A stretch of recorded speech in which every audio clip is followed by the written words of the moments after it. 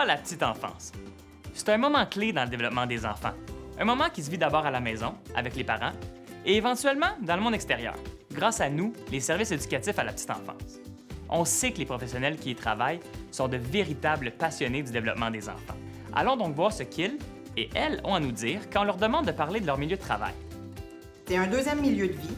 C'est aussi une place où les éducateurs sont co-apprenants avec les familles et les enfants. Puis on les accueille tels qu'ils sont dans leur développement, puis pour les emmener évidemment un peu plus loin. Et puis ça doit être un environnement inspirant. On sait que les services éducatifs à la petite enfance sont essentiels. Mais si on prend le temps de se rappeler qu'on travaille avec des enfants qui fréquentent un service francophone dans nos milieux, qu'est-ce que ça vous dit? Un service éducatif à la petite enfance francophone est vraiment un endroit où est-ce que c'est la langue et la culture qui nous mettent à part des autres centres. C'est un service offert en français dans un endroit où les enfants et les familles ont pas souvent la chance de pratiquer leur français. C'est un service qui accueille et qui fait participer les enfants toute la journée en français. C'est une place où on offre un sens d'appartenance à l'enfant. C'est là qu'on tricote.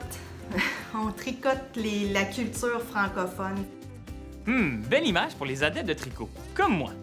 Mais selon vous, est-ce que parler en français toute la journée, c'est tout ce qui distingue nos services éducatifs à la petite enfance francophone? Si votre service éducatif à la petite enfance francophone n'existait pas, qu'est-ce que ça changerait dans la vie des enfants, des familles dans votre communauté? En d'autres mots, pourquoi nos services éducatifs à la petite enfance sont si importants dans votre milieu?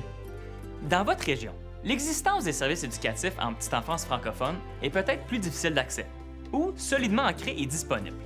Mais une chose est sûre, ces services-là sont souvent le cœur qui fait battre la langue française et la culture francophone dans le quotidien des enfants, des familles et dans votre propre quotidien.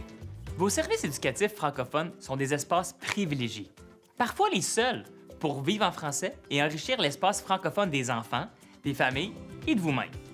Tu sais, vous avez des rencontres d'équipe en français. Vous développez des programmations éducatives riches et variées. Vous accompagnez les tout-petits dans l'apprentissage d'une langue, d'une culture, d'une façon d'être. Et ça, c'est un vrai trésor.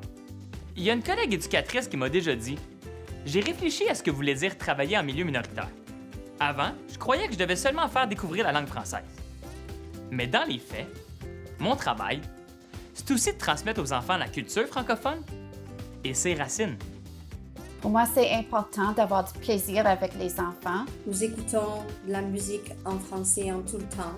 de lire des histoires en français, de chanter, danser. C'est à nous de trouver d'autres manières de faire, des images qu'on va utiliser dans le quotidien, mais utiliser que le français.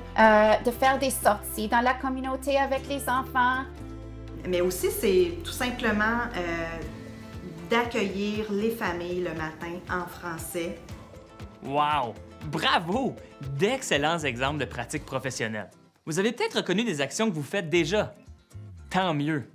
Les enfants de votre service rient en français, explorent leur univers francophone, apprennent de nouvelles comptines, expérimentent des jeux de rôle en français. Tout ça grâce à la richesse de vos interventions et de vos programmations éducatives. C'est là qu'on voit que chaque petit geste compte. Et vous là-dedans? Oui, vous!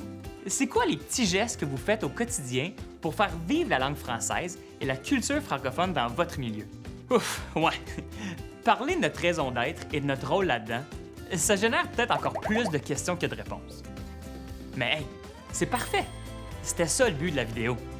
On se laisse en vous proposant de poursuivre vos réflexions sur l'importance de votre service pour la communauté francophone, sur l'importance de ce qui vous motive à travailler en petite enfance francophone et de l'importance de se voir comme un modèle francophone auprès des enfants et de leurs parents.